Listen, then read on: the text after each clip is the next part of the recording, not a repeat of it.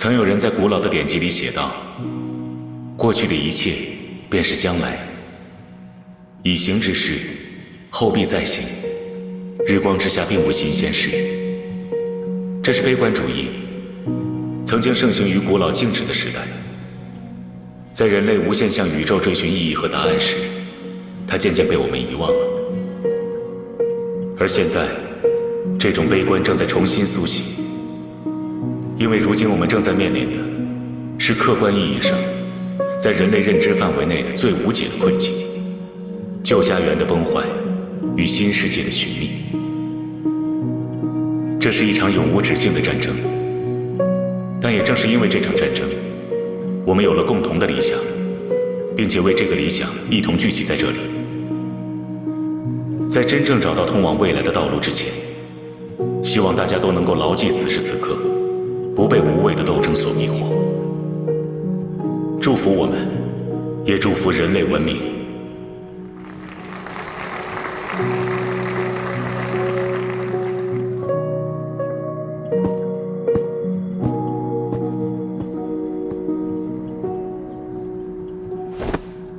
不得不说，你讲这种场面话还挺好听的，至少比学校里那些老顽固的陈词滥调要好。要是以后中央塔都是你来发言，也许那些无聊的宣言条令我都能听进去了。是吗？幸好还不算太坏。话说回来，就要毕业了，现在心情怎么样？没什么特别的心情。我就知道，陆晨啊，你的人生可真是毫无意外啊！毫无意外，很少有人会用这样的词汇来评价人生。但我倒觉得，用来形容你刚刚好。从小到大都是优秀学生，在学校里作为学生代表上台发言，毕业后顺利进入中央塔工作，说不定还能继承陆廷的位置，成为 HAC 的执行官。这不就是光辉灿烂又毫无意外的人生吗？这样看起来，确实算是。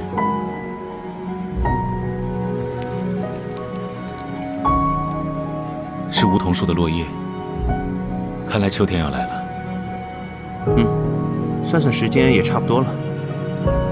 不过，听说很久以前，好像都是夏天毕业的。虽然对我们来说，夏天、秋天都没什么差别，毕竟新纪元以后，四季也没那么分明了。似乎也只有看到植物变化的时候，才会突然想起，新的季节来了。怎么突然开始感慨起来了？这可不是你的风格。可能想像你一样，在这种毫无意外的人生里，也添加一点意外的东西吧。别以为我没听懂啊！你是想挖苦我的人生充满了意外吧？但你的表情似乎很享受我的挖苦。我还以为你不会关心我为什么拒绝中央塔这个问题了。看来还是留有一点同学情。我嘛，自己本来没什么大志向，也不像你，背负着很高的家族期望。中央塔对别人来说或许称得上是一种荣耀，但对我来说好像也不算什么。所以，我就想做点自己觉得正确的事。正确的事？我报名了 Kepler 计划。你这怀疑的表情是什么意思啊？如果我的记忆没有出现断层，开普勒计划应该早就被废除了。在变异体事件后，他确实不得不被迫停止。毕竟费这么大功夫从遥远星球带来的样本，最后成了产生变异体的污染源。大家当然会及时止损，转向看上去更加稳妥的月球家园计划。但开普勒计划的负责人并没有放弃，他依旧在坚持推进，并且召集了不少同伴。所以，你在参加一项官方明令禁止的非法远航活动，并向你即将要去中央塔任职的朋友分享这个喜讯。那当然，在你面前，我没什么好隐瞒的。毕竟，我觉得我们本质上是一样的人。你说我们是一样的人，但我们却走了完全不一样的路。未必不一样。有时候，重要的不是去哪里，而是内心的想法。像你这种看上去毫无意外的人，说不定会在将来做一件让人特别意外的事。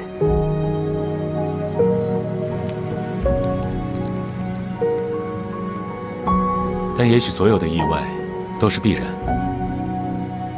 不论怎样的意外，只要放逐到宇宙中，都会被锁进因果里。而所谓制造意外的人，其实不过是必然的推动者。听上去，你似乎想推动些什么。与其说推动，不如说我也是这因果中的一环。还记得一颗垂死的恒星向中心坍塌后会形成什么吗？黑洞。如同末日的恒星。所谓拯救人类的组织，已渐渐成为一个持续向外吞噬、无法逃离的黑洞。在这个过程中，它不停地吞下带负能的粒子，将自身带正能的粒子排斥出来，导致中心失去平衡，只能被迫消耗自身能量来勉强维持。于是黑洞越来越小，越来越热，最终耗尽能量，在宇宙中永远消亡。既然结果已经注定，那你……我希望我是最后一个被它吞噬的，带着负能的粒子，直到黑洞灭亡，新秩序诞生。但你也应该知道，或许在你强大到能够改变它之前，黑洞会先将你吞噬。所以我刚才说了，我也是这因果中的一环。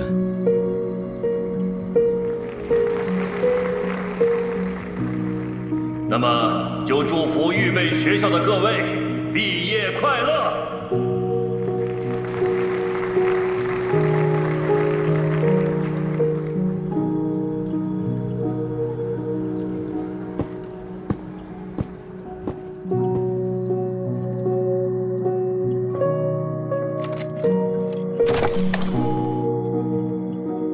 少爷，您回来了。陆廷上将那边递来了新的指示，关于厉先生的事，您准备……就当做不知道。是。对了，小姐刚才送来了花。她说今天生病了，所以没能去毕业典礼的现场。她祝您毕业快乐。要安排之后和小姐见面吗？不用，回复谢谢就可以了。是。去中央塔的行李也已经收拾好了，明天就可以出发。您还有什么需要带的吗？那束花放在哪里？在您房间的桌上。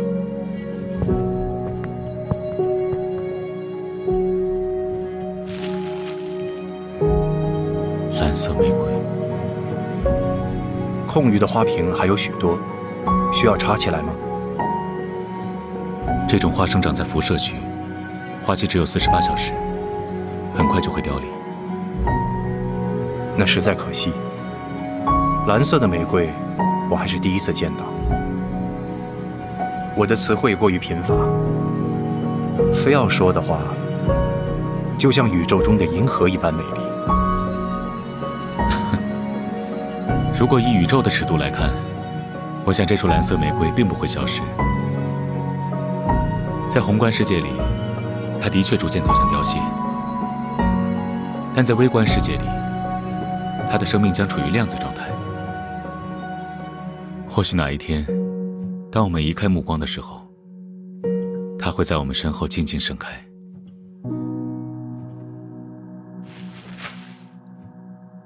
明天出发时，把这束玫瑰一并带上吧，其他我没有什么再需要的了。好的。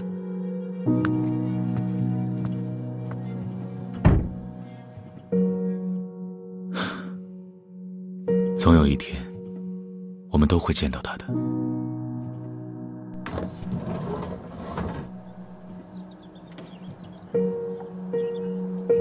而在见到那朵玫瑰之前，这一切还要从头开始。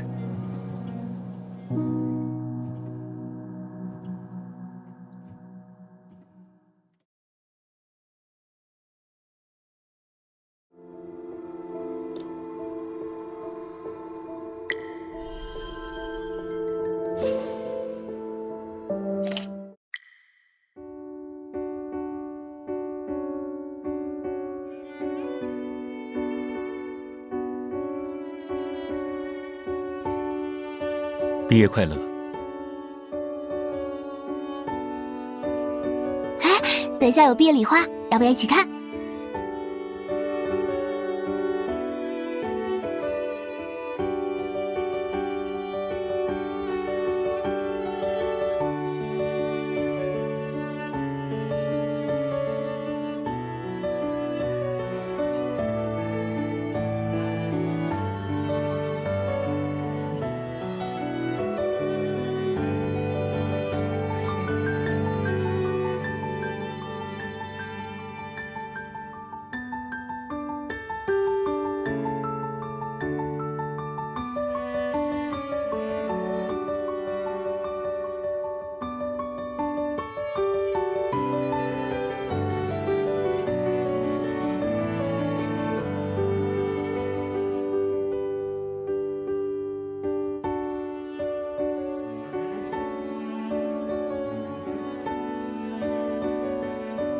如果你对观星感兴趣，我也可以帮你预约天文台的时间。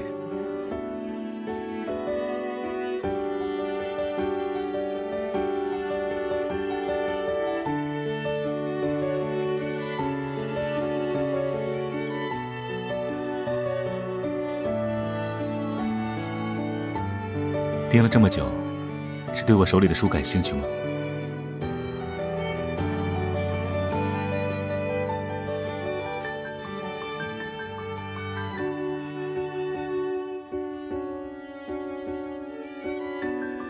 这家冰淇淋店的历史和学校一样久，或许你可以尝一尝。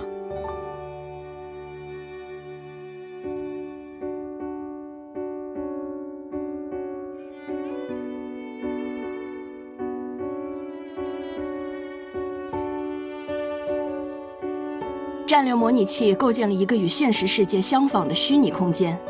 输入自己的各项身体指征后，系统将生成独一无二的个人形象。而虚拟形象所感知到的一切，例如视觉、听觉、触觉，也都会直接传递到大脑。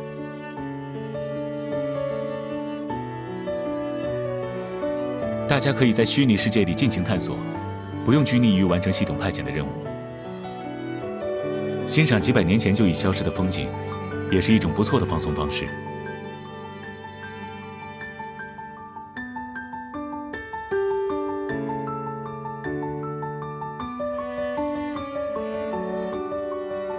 不过，虚拟世界中也有种种边界，在探索过程中不能擅自逾越。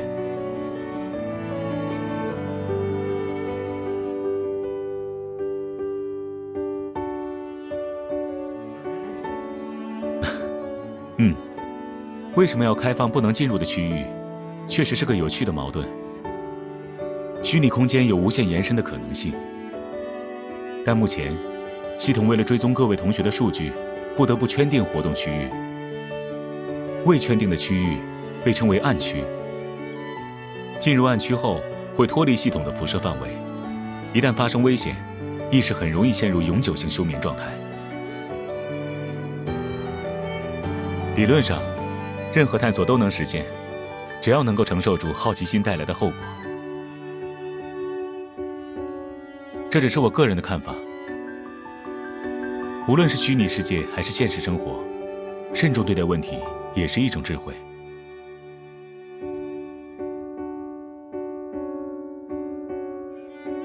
大家进行一段时间的训练后，可以在最初始的页面看到自己的积分排序。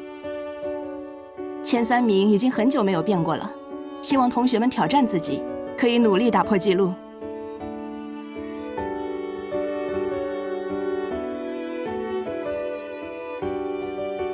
哇，这次战略模拟测试你拿了我们全班的最高分哎！我想起来第一次接触战略模拟机，你的小队就在最短时间内清除了港口作乱的变异体，说不定你还真在这方面有天赋啊！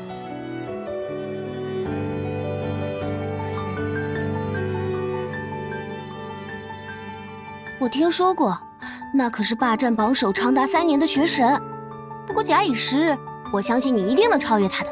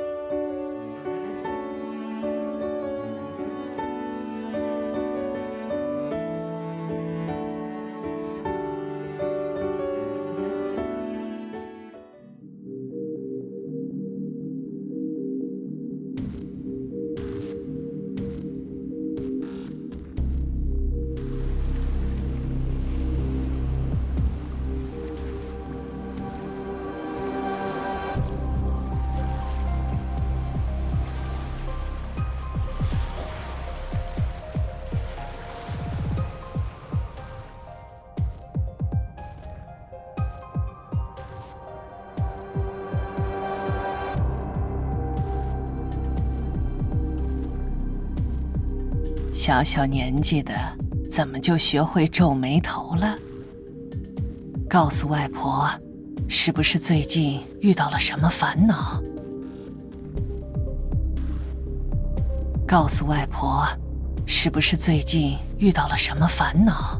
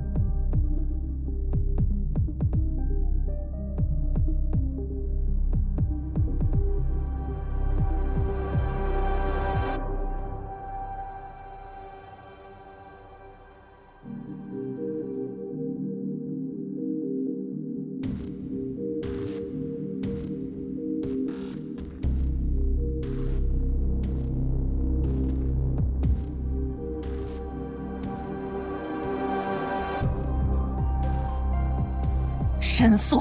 申诉！申诉！申诉！跟我申诉！跟我申诉！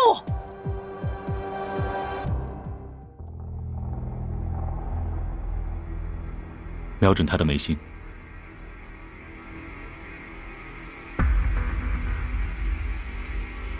向目标开枪，这场噩梦就会结束。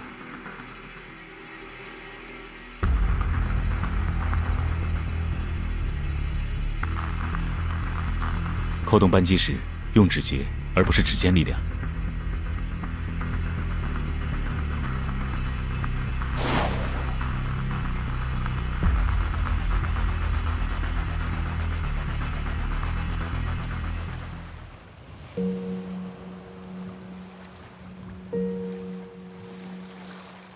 现在感觉还好吗？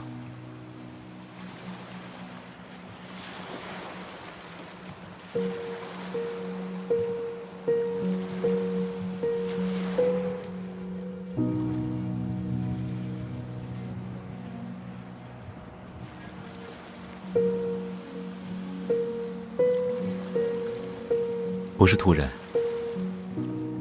我一直都在。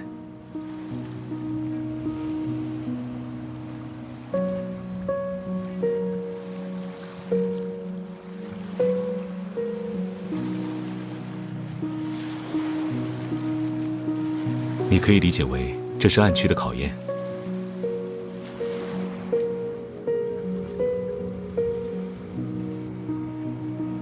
只要他想，这套系统能够圈定的范围，远不是现在这样。有一种比课堂上的介绍更准确的说法，你想要听听看吗？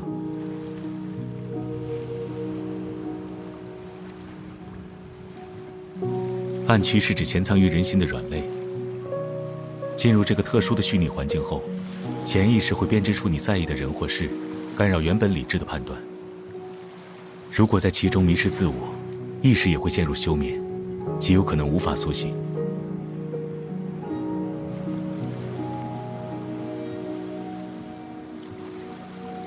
场景中所有出现的人事物，都是从你记忆深处摘取拼凑出来的。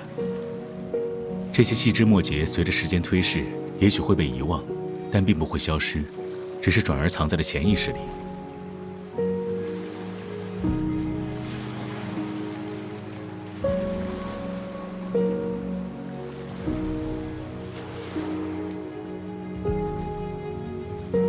没事了，对于这场游戏而言，你已经顺利通关了。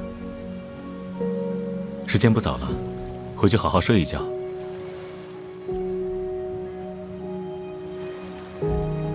不要和任何人谈论起今天的事，也不要说见过我，就当这是我们的秘密，好吗？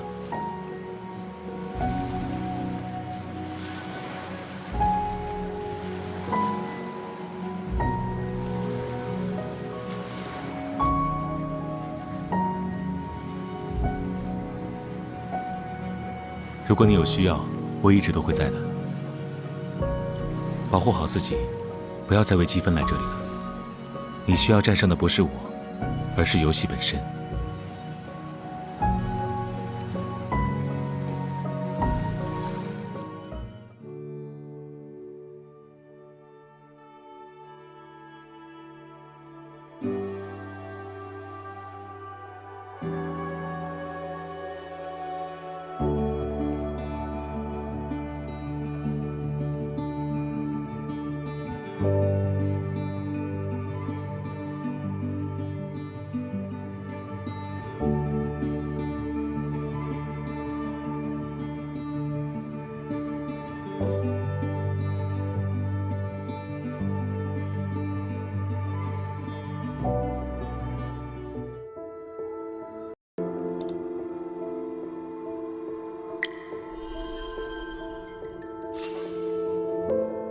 第22号测试者，下午好。现在正式开始对您的入职考察测试。作答过程中，请确保您的回答简洁准确。本次测试包含一定压迫性，如果感到不适，您可以选择发起终止测试，但您终止测试的行为会对您的最终考察结果产生负面影响。下面是第1号问题。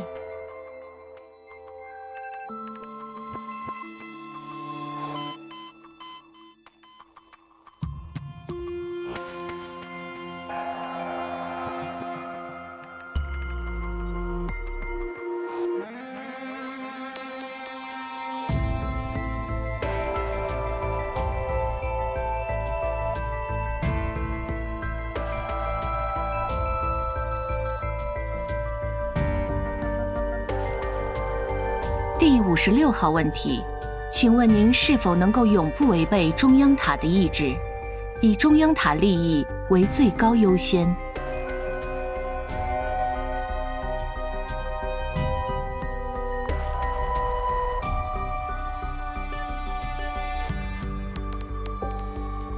开普勒计划相关的纸质资料记录都在这里了，这里如果没有，那就是没有。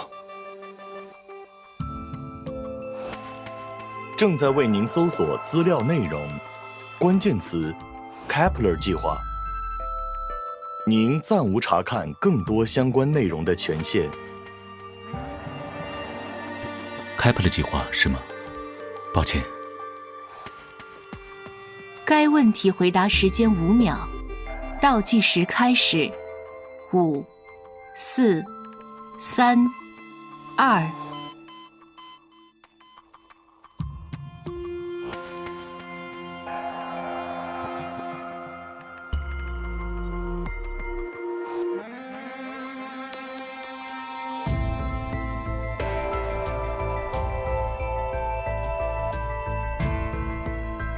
可以了，通过。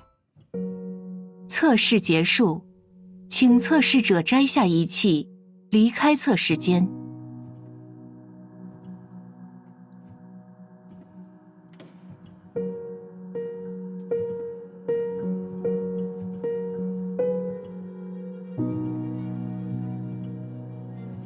现在我可以先带走我们的新人吗？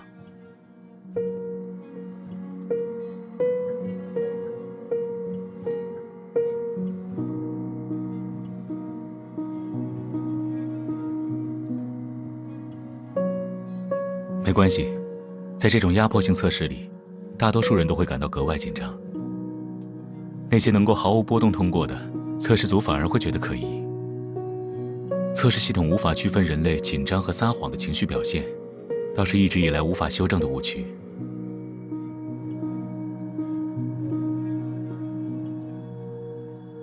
每个问题后，系统对候选人反应的观察时间也是一定的。那道题的观察时间原本已经结束，你没有什么需要谢我的。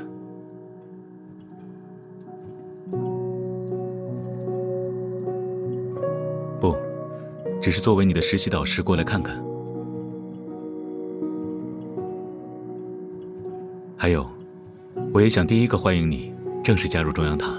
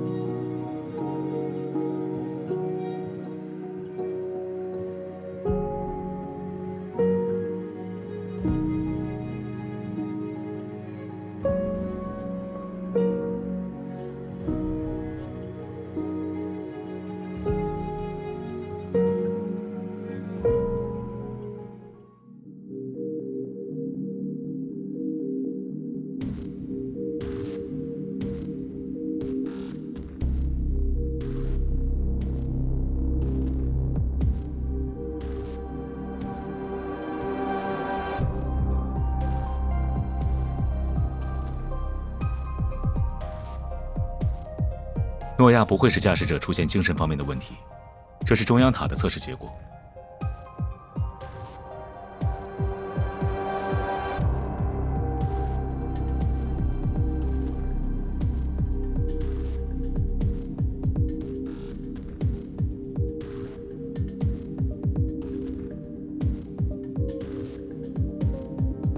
陆少将，与 Kepler 计划相关的谣言，目前已经大致控制住了。宣传部希望能彻底清除这次舆情的信息残留，提交了改变预算计划的申请。驳回。好的。宣传部请求说明驳回理由。对于谣言，做这种集中打击只会引起民众的好奇。中央塔会出具接下来的应对方案，他们听候指令即可。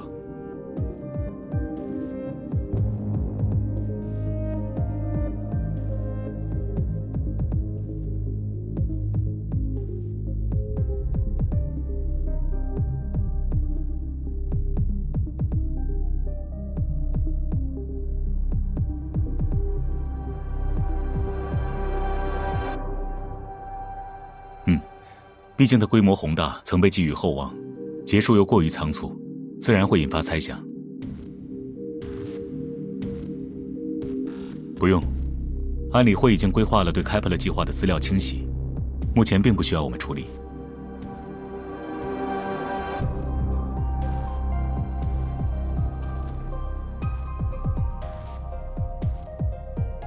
包括。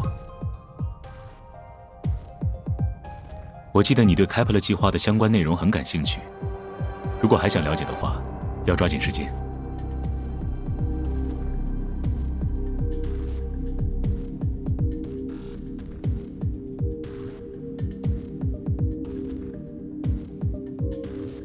那倒也不至于，只要到少将的位置也就可以了。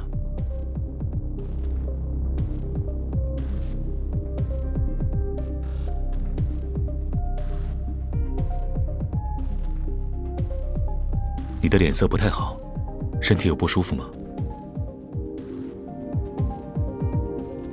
回家休息。这种测试确实会短暂影响人的状态，所以你需要回去休息。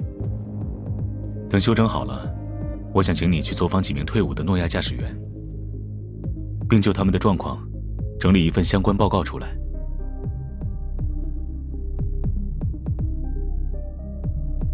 报告涉及诺亚和特别作战部，写作过程中会需要一些高保密级别的文献资料。你的级别不够，可以先用我的。不过，部分带有特殊提示的资料，你还是要注意避开。系统针对他们开启了巡游检测程序，不定时要求使用者验证生物体征。如果触发了警报，会有些麻烦。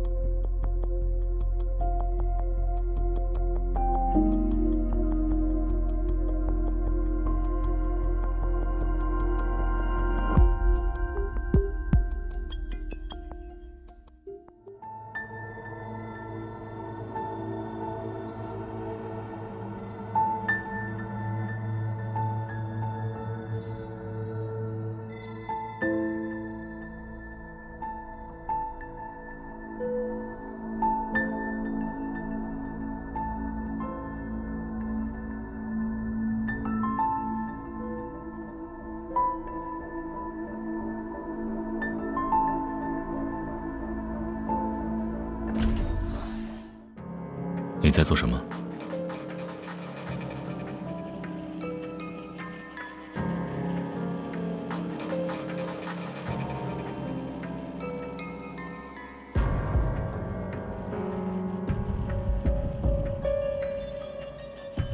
是陆少将授意你这么做。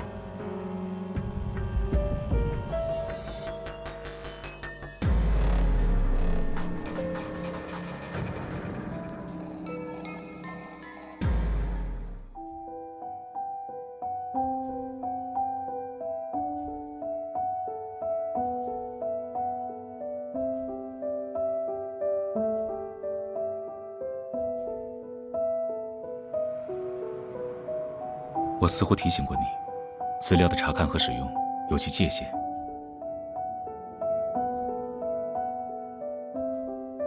说过什么？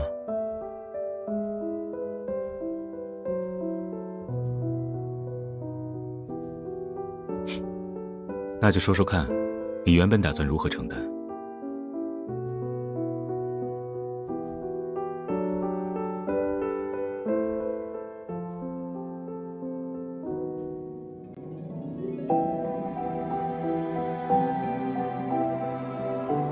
想得很完备。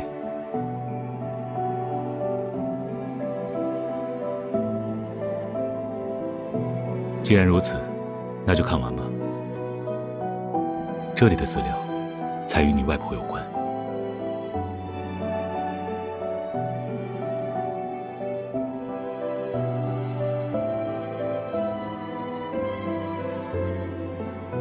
开普勒计划被迫停止后，你的外婆一直在向中央塔申诉，希望能为曾经参与计划的各位平反。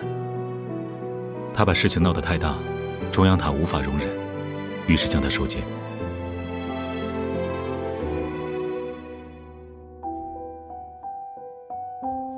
不是，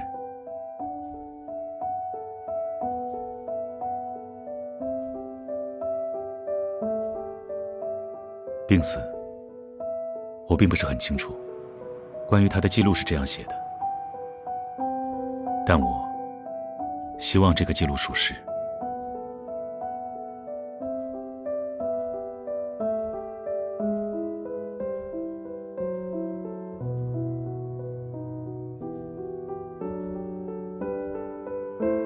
你看起来没有那么惊讶。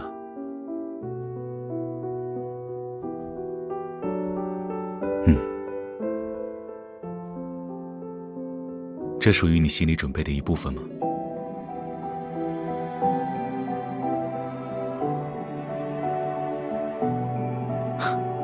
这不是谎言，而是中央塔一直在维护的东西。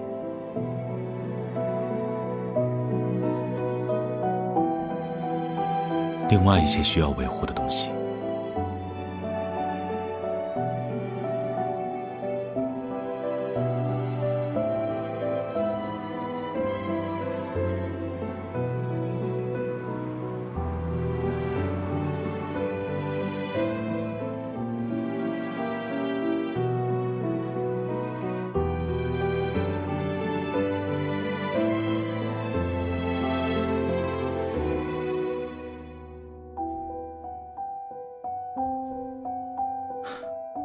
发现你的人是我，不是中央塔。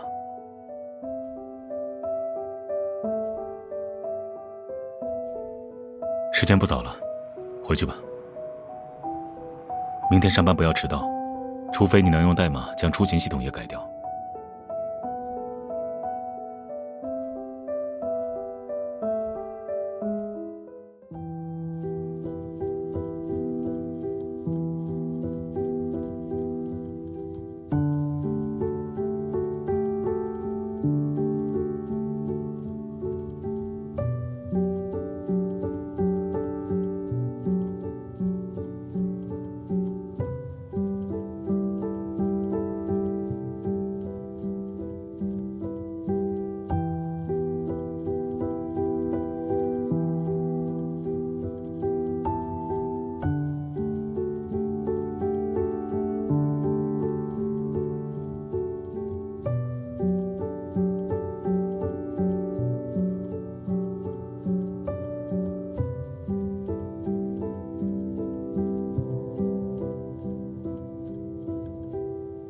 转正之后，我一直想着要请你吃饭庆祝一下，但总是忘记。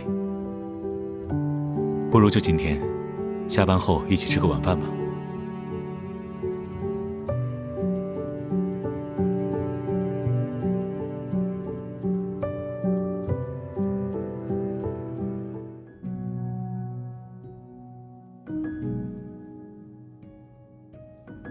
不是我们，是我。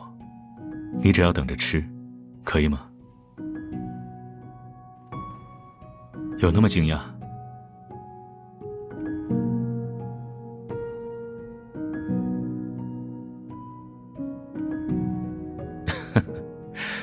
这可不是什么特权，这箱食材是我攒了大半年的食材配额换的。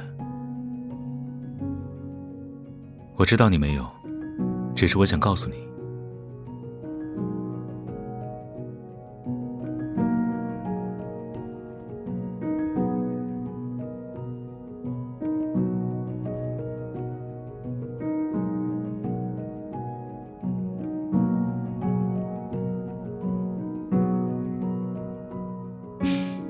好了，去客厅里坐着吧。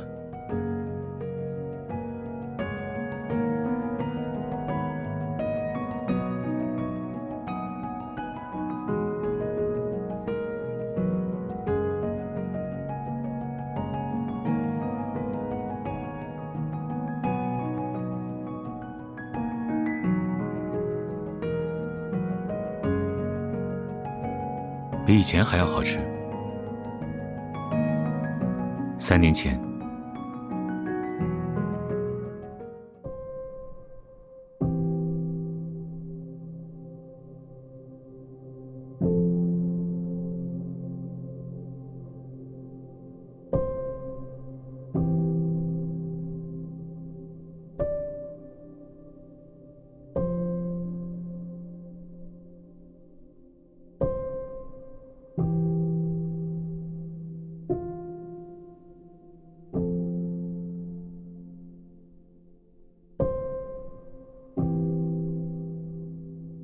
一定要走吗？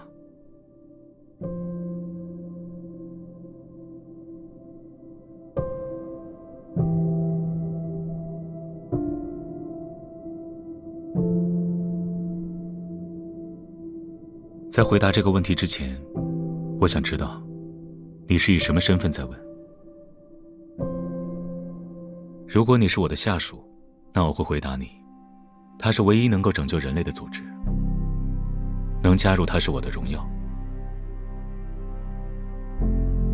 那我会回答你，不是谁都可以拒绝这份荣耀。没有。那你呢？又是为什么要加入中央塔？是为了外婆吗？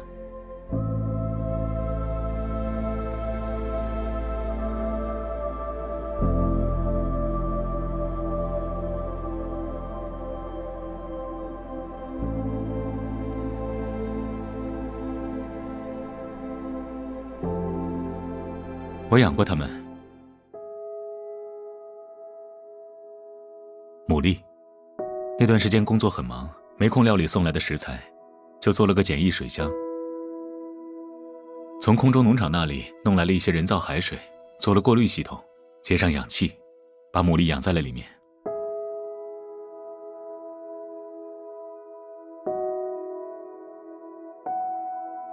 过了几天，我发现牡蛎的开闭有很稳定的节律，就像在大海里随着潮水涨落而起居。空中城市也不会有海。于是我去了图书馆存放古老资料的纸质区，找到了一张100年前的潮汐表。我想你猜到了，从我们坐的这间屋子向下100公里，在数百年前，那里曾是一片海洋。而这些牡蛎的开合行为，正是符合了那片海洋的潮汐时间。这些牡蛎的祖先已经在海边生活了几亿年，它们可以离开海，海却不会离开它们。人造海水是个无可奈何的居所，但他们仍在想象一片已经不存在于地球上任何角落的海。但在那里会有潮起潮落，而它们会随着海的节律开合。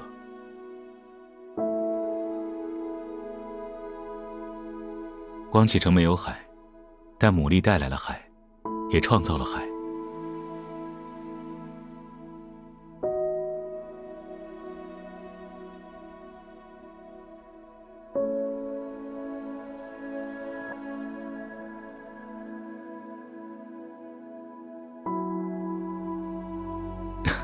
怎么会？我是人，并不是牡蛎。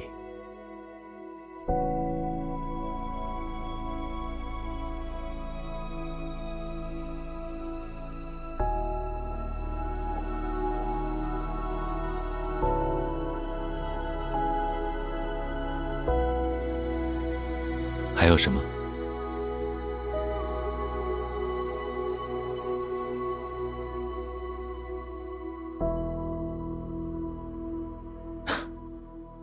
我以为接下来你会向我再借一次 ID 卡，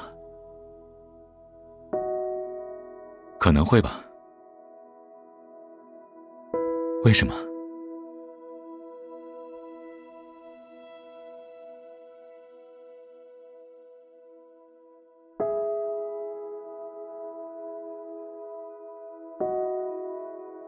你没有什么需要向我抱歉的。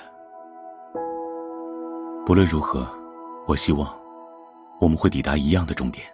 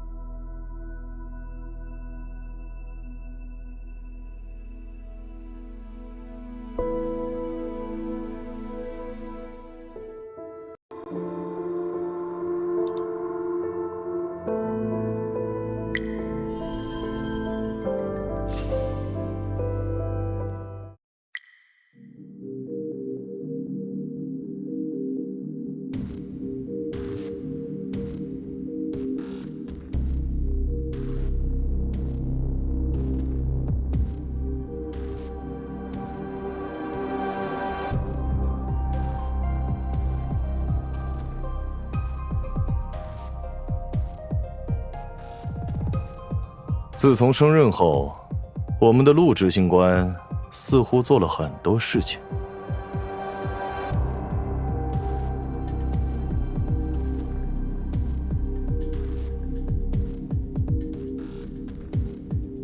到了今天，陆执行官甚至不再找其他冠冕堂皇的借口，而是直接针对开普勒计划下手。为什么？因为开普勒由中央塔主持废止，任何重启该计划的行为都会被认为是对人类文明的背叛。中校，正如你所见，我们认为中央塔如今的决策者已经走入歧路。我此行的目的是代表中央塔秘书处，邀请你加入我们，共同挽救 HSA。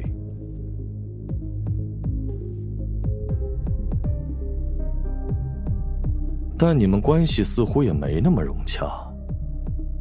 我听说，当初你之所以离开社理会，就是因为和他在一次会议上产生了非常严重的意见分歧。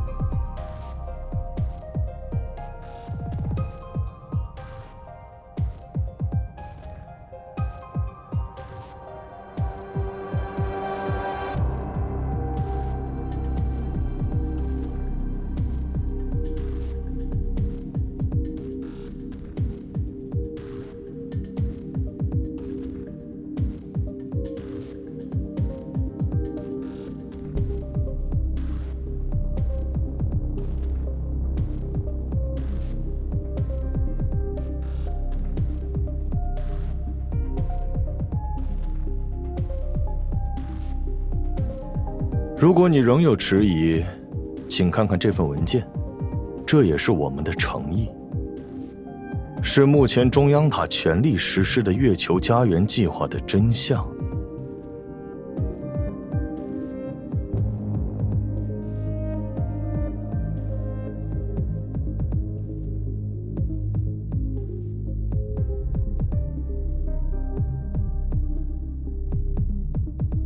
我们希望你能继承开普勒计划第一代主理人，也就是你外祖母的意志和理想，帮助 HSA 延续全人类的文明。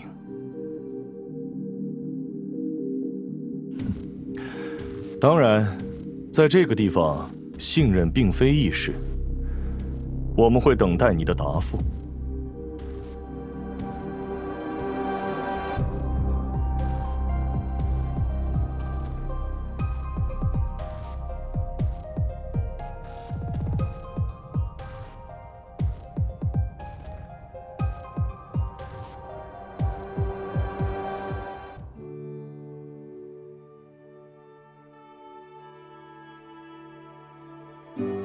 但也有2只手都不在的可能性。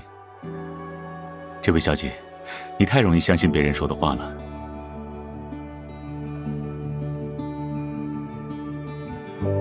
那你现在知道了，谁也不值得信任，包括我在内。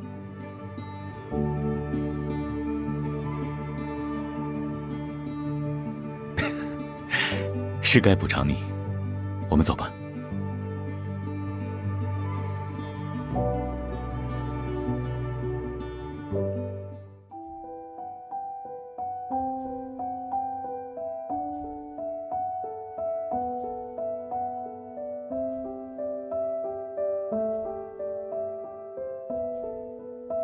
来找你。没有，刚和秘书长说了几句话，正好你就出来了。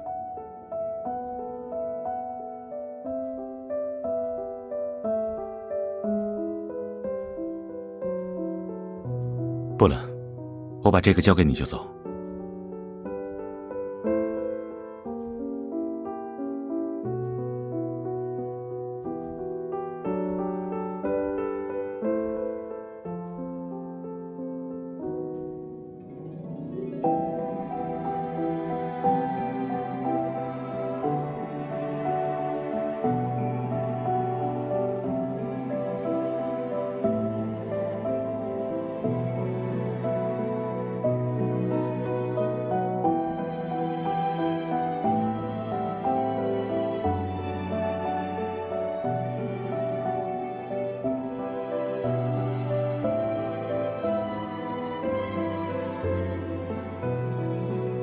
怎么回事？你的脸很白，你连续工作了多少个小时？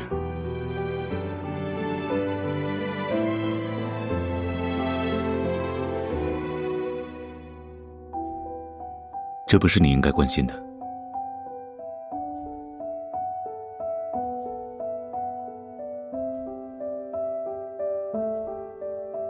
他告诉过我，我应该做什么。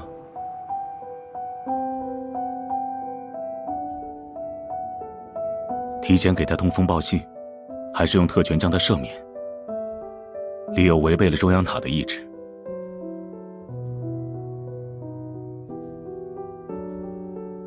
那看来，只是他的后果有些不幸。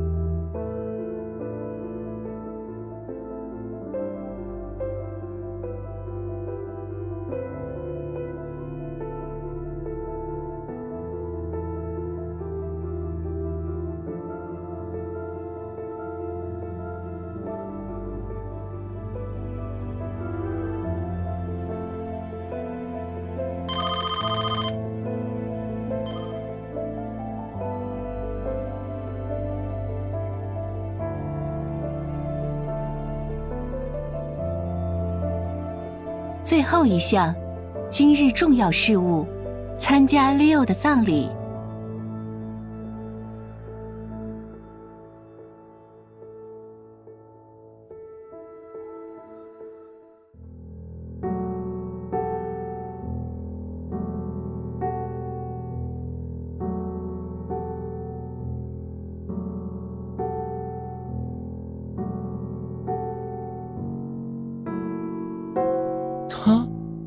陆晨怎么来了？哼，注意点你的称呼，这可不是我们从前的同学了。现在他是能大义灭亲的陆执行官。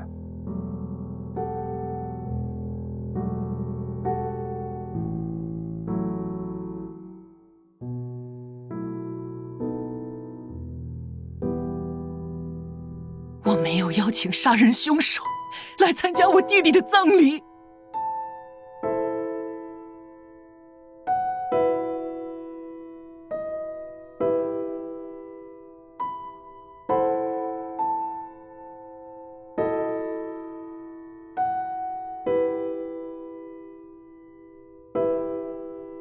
作为 Leo 的同窗，我理应过来吊唁，请您保重身体。Leo 不会愿意见到您过于悲伤。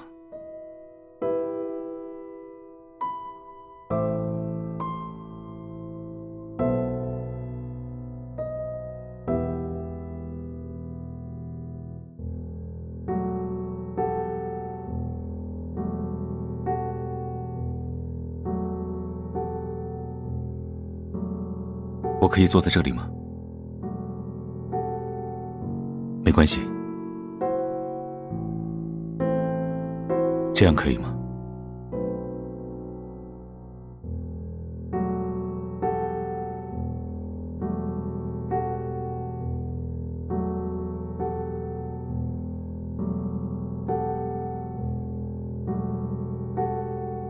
还好，你呢？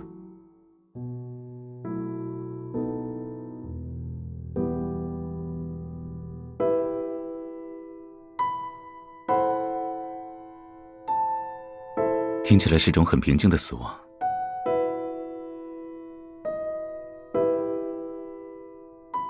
那在梦里，你有为我的死掉眼泪吗？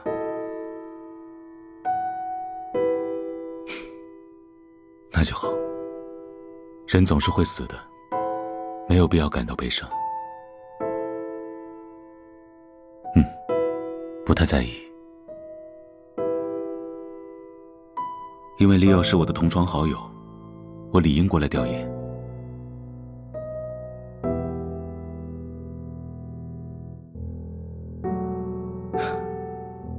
我想来看看，被人造海水困住的牡蛎，是否真的能创造出一片本不存在的、属于自己的海。它找到了自己的意义，完整了自己的死亡。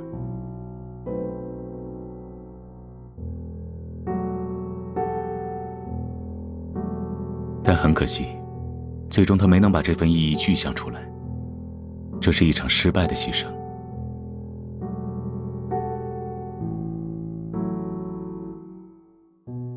你想到过什么？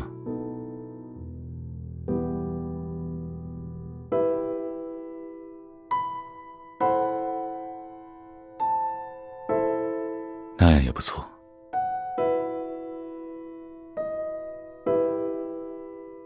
为什么？这个问题你问过很多次。为什么保守秘密？为什么不通过那些提案？我想我已经回答过你了。哪里不一样？知道了，然后认同了，与做了没有差别，与现在我所做的一切也没有差别。也许你会觉得残酷，但对于任何意义的追寻和斗争，牺牲是必然的。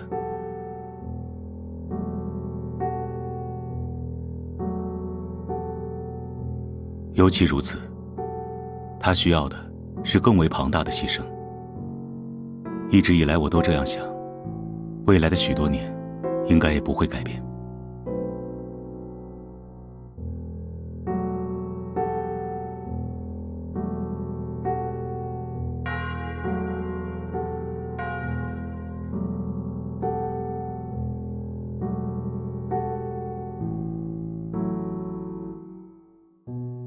至少你的想象，我们实现了一半。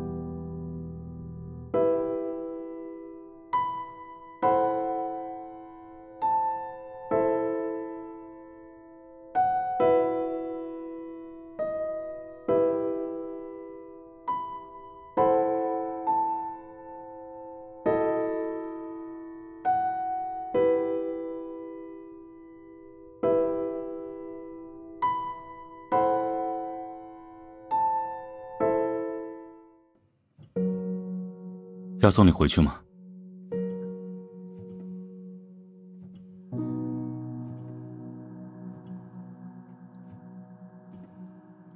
我们甚至也失去了黄昏的颜色。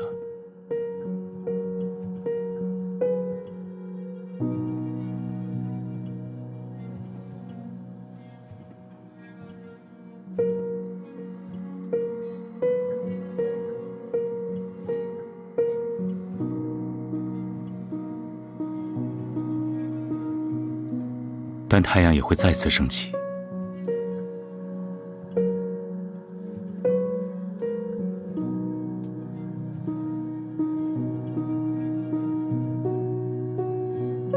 明天见。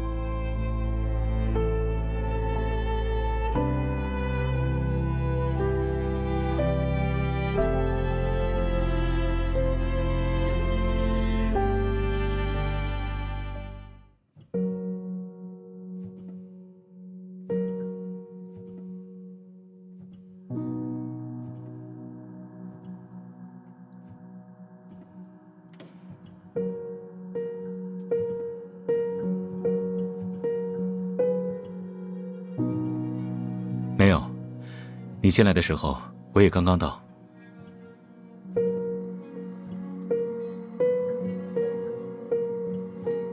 第二次，上一次应该是41年的秋天。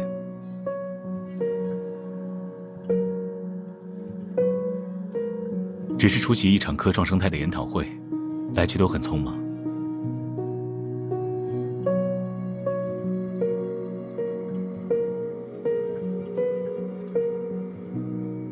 是吗？这件事我没有听你说过。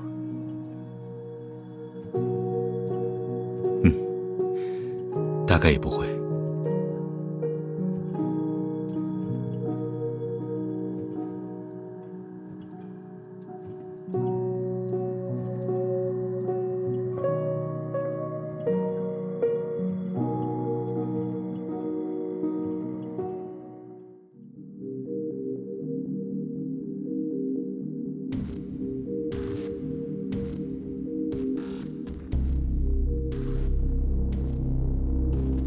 是你进步了。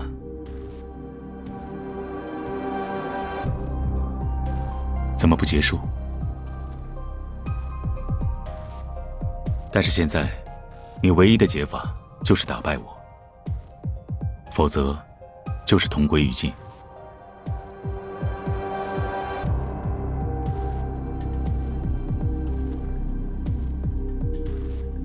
或许我应该说得更明白一点，现在我也是这个游戏的一部分，销毁它不失为一个正确的选项。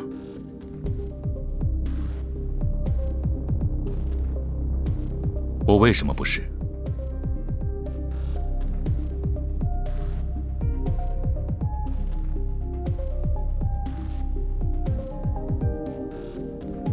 知道，那又怎么样？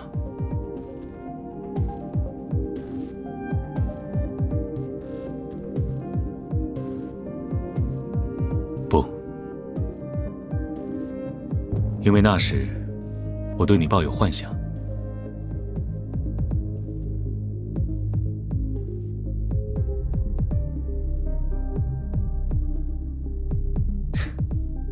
是个玩笑，我还以为秘书长会更有幽默感一些。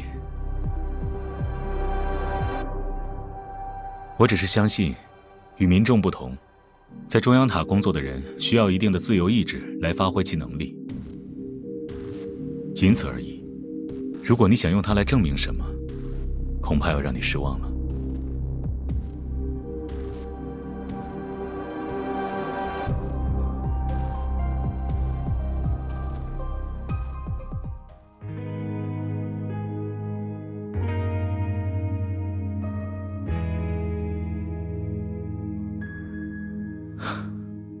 即便聊再多次，我也给不了你期待的答案。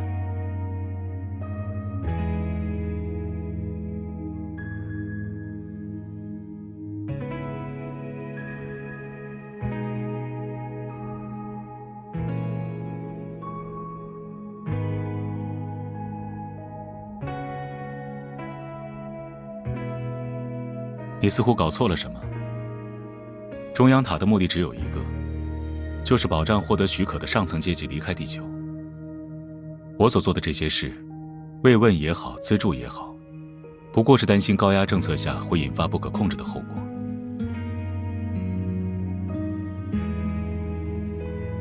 我在。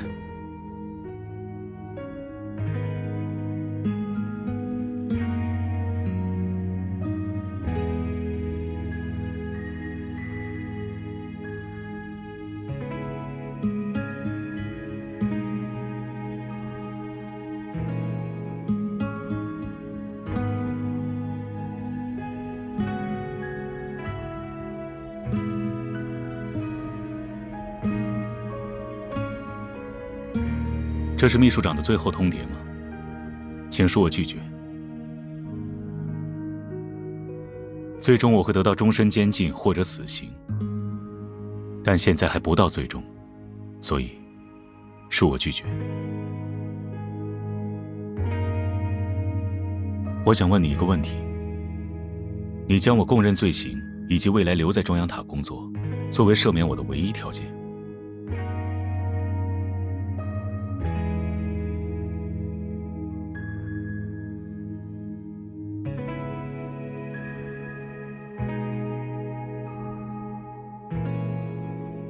不要那样想，也不要那样做。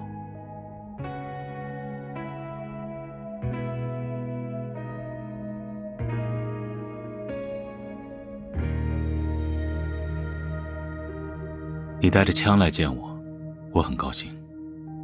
但下次要保管好它，别再轻易被人拿走。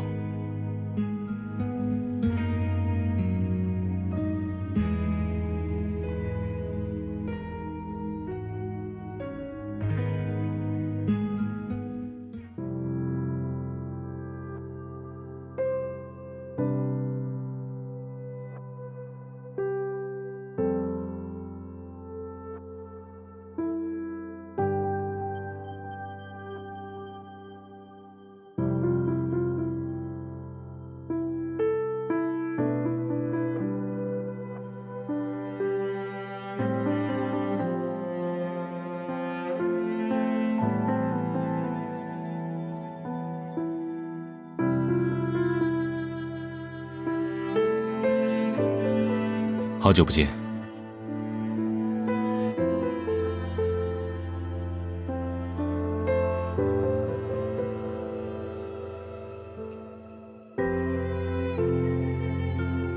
没有重要的事就不能见面了吗？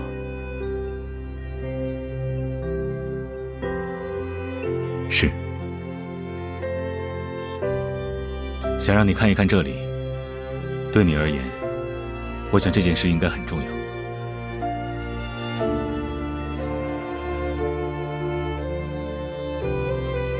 3321，你的外婆就是在这里度过了人生最后的时光。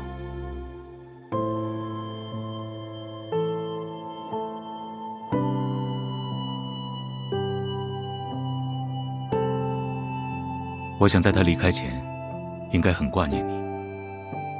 在这间空荡荡的禁闭室里，需要不断想起重要的人，才能让自己维持清醒。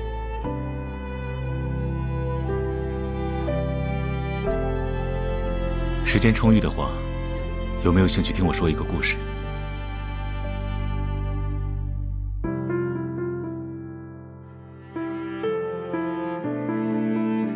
最近，我时常梦到过去的事，偶尔会想起小时候过生日，父亲总将礼物提前放在我床边。在众多礼物中，我最喜欢的是一架空间望远镜，也是收到它的那天晚上，我第一次真正抬头仰望宇宙。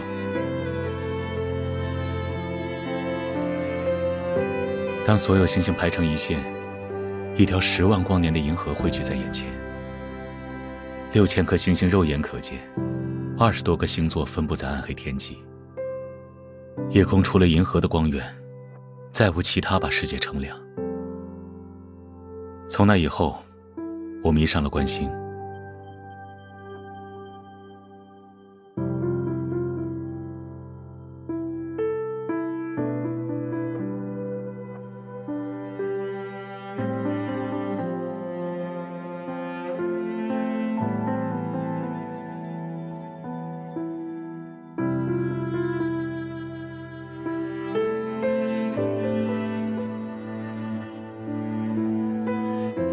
我说过这样的话吗？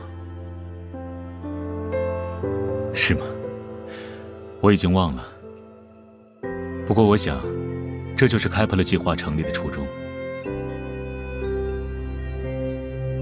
为了这个美好的期待，一代又一代人在漫长的探索中蓦然消亡。宇宙是如此宏大，以至于我们所能触及的，不过是时间维度上的微弱尘埃。计划推进了很久，却始终没能有所收获。直到在你外婆的带领下，探索进程终于出现了转机。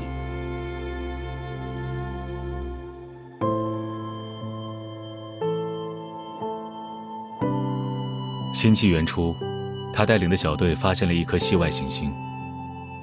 该星球处于世居带，与地球有许多相似之处。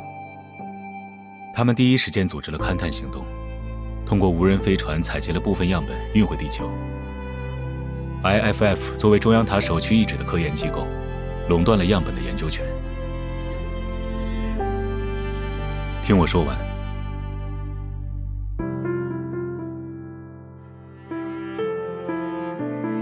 实验过程中，样本遭到了污染，意外泄露到地表，而地表求生的人类只能全盘接受这个荒谬的成果。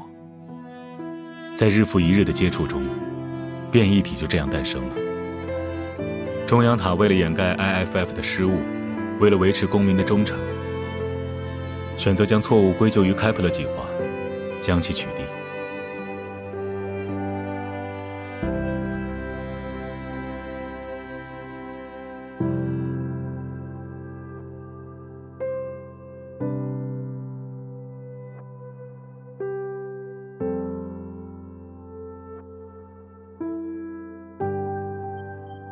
所以，计划秘密重启了。在利奥的坚持下，他们对这颗类地行星进行了一次又一次探索。勘探显示，在距离地球50光年外，也有绵长的河流和高耸的山岩。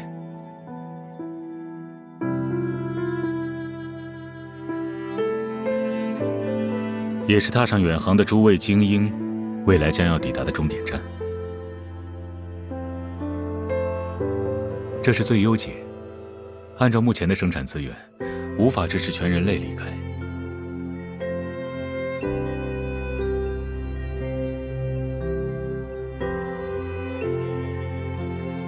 哪些？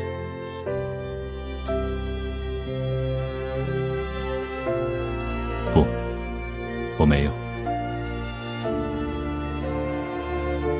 我没想过。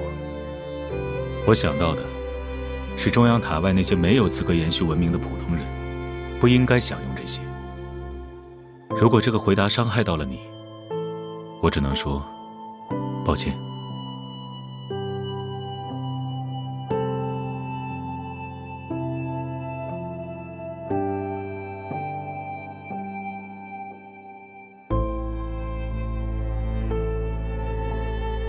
并且我想，作为普通人是没有机会了解命运全貌的。按下这枚按钮的下一秒，开普勒计划就会变成一段历史，几个音节组成的文字。这个世界上，只会存在一个知道坐标的人。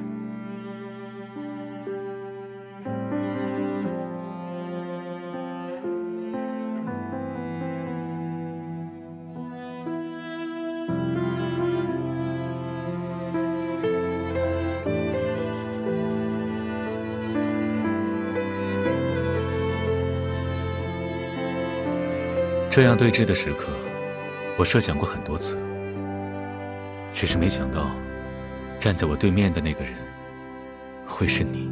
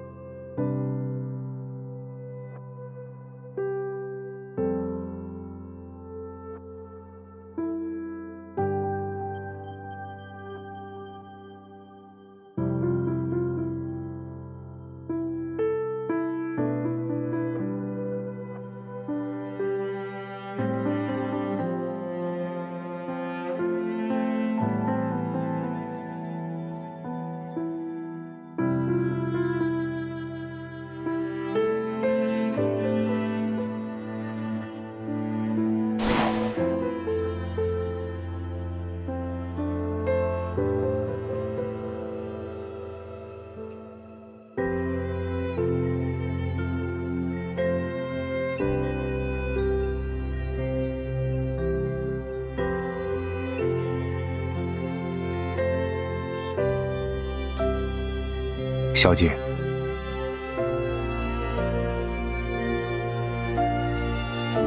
节哀。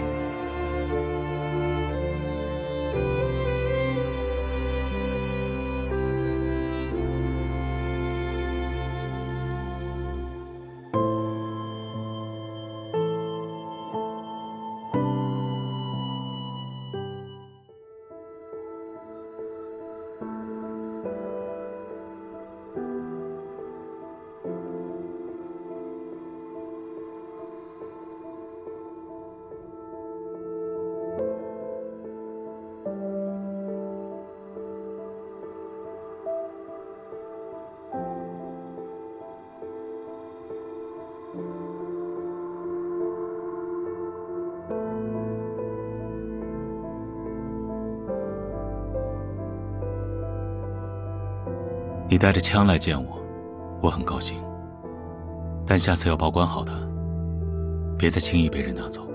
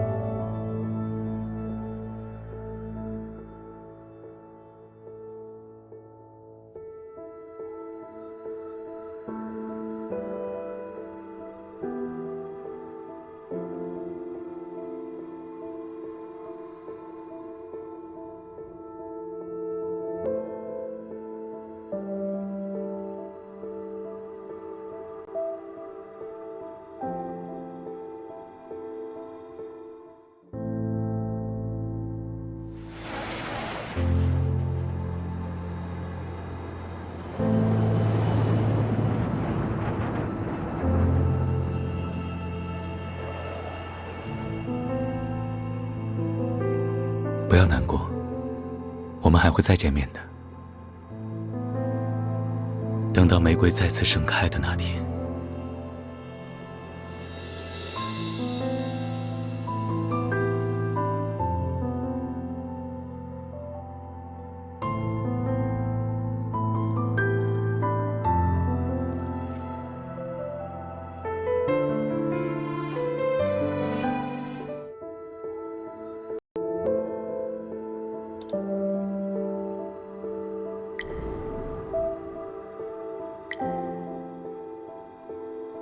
我所见过最丑陋的东西，是一个鱼鳍般的胸腔。属于人类的皮肤被无限制的撑起，直到纹路不再可见，微薄的能透过中央塔顶昼夜不息的灯光。机械装置从里面破出，延展开来，湿漉漉的，遍布鳞一样的亮斑。但那不是血，只是一些组织液。窗口被精密地设计过，这是 HSA 的工作，一如它精密地让那对鱼鳍卷起狂风，承托着我。我本不必要见到那东西，至少本不必要在我的身上见到它。只要我未曾在那一次跳伞运动中与半空割断伞绳，但我又理应要坠落，要见到它，也理应在我的身上见到它。不是为了迎接死亡，只是唯有如此，才能再一次证明我的判断并无差错。这世间没有第二条路。我不知道为何要大费周折，一遍遍验证已然赤裸的事实。也许是因为在那场关于意义的谈话中，我也有了潮汐的涌动。流亡空间站的准入资格，中央塔最高层的席位，从获得他们的那一刻起，我不再拥有自由意志下的死亡。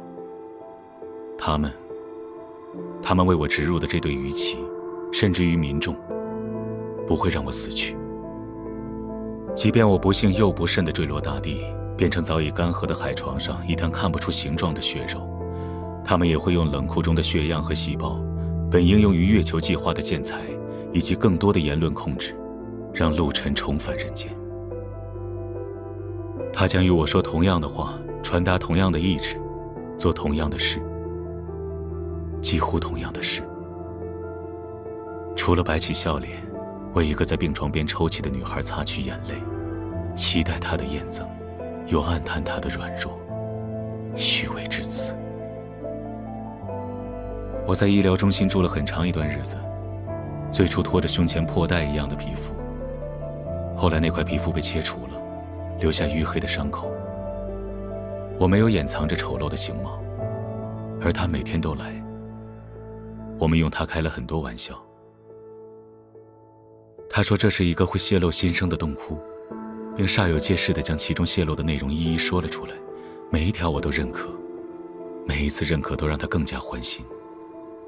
直到他问，其实我没有那么在意他，对吗？直到我仍旧微笑着认可了他，这个游戏才戛然而止。大部分时间里，我只是远远看着他，在学校蔓延不绝的草坪上，在中央塔冰冷坚硬的窗边，也在被切割成无数方块的全息投影里。他时常抬起头，每一次抬头的时候，我的胸腔似乎都能感知到，那双眼睛很透明，好像所有不幸与灾难都能从中穿过。我在他面前总是平静的，几乎分不清这是计划的一部分，还是因为他漠然的注视，才有了寂静的银河。然后某一天，那道目光化为脐带，连入无数人的鱼鳍，而我也坦然露出胸膛向他走去，相信那便是人类的未来。我记不得那晚的开始，也记不得那一句话是真实的还是谎言。也许它曾是真实的，也许它将是谎言，但这并不重要，因为我仍记得那晚的结束。他站在门边，祝我早日康复。我们都挣扎在一个充斥着谎言的世界里，他无法从黑洞里读到任何东西，否则便会明白，它是一种侵吞了太多的沉疴，就连伤口里落下的纱线上，也沾附着呜咽的声音。那声音断断续续，是宴会上推杯换盏的谈笑，是抓捕时求地无门的呼救，也是新闻里虚构出的激昂宣言。我听了很久，从里面分辨 Leo 的叹息，带着些许颤抖，哼着模糊的曲调，就像是他在课题上遇到难处时那样。最后一根线，他不肯脱落，我感到难以忍耐的痒，用手去拽，拽出一连串欢声笑语。那是个少年，初出校园，仍以为中央塔的污垢能够被抵挡，也仍以为他在那里的意义结束之后，便可以再次找到他。两人在对方的眼眸中，与叶已凋落的玫瑰重逢。笑声停止的时候，一切的声音也停止。我在一片寂静中，想起一场应当发生的对峙和一把万无一失的枪，他们早被准备好了。筹谋一场无法被证伪的死亡，究竟需要多久？1年、2年、10年，亦或为之付诸一生？无论如何，我已经付出了这些时间。没有准备好的东西，我为之肆意延宕的东西，一直以来都仅仅与他有关。如果他将打碎夜色视为痛苦的来源呢？但天幕已经很深很深。他许久没有向我诉说他的生活，离开葬礼时只留下单薄的背影，在会议上发言，眼底的余光也不再笼罩我的阴翳。我应该安心，他会把枪拿得很稳，就像当初我握住他的手那样。但如果他在硕大无朋的黑洞中迷失了自己的意义，如果我的选择最终是错的，他没有成为新的秩序，如果他也拥有了与我一样的胸腔，我想象着那个画面，他的胸口长出一双淡红的羽鳍，柔软的身躯游弋在天空、森林、干涸的河床，甚至无垠的星空。地球上也许还有人，也许已是一片荒芜。他生动地活着，丝毫也不丑陋，美丽一如往昔。我睁开眼，我的伤口奇迹般地愈合了。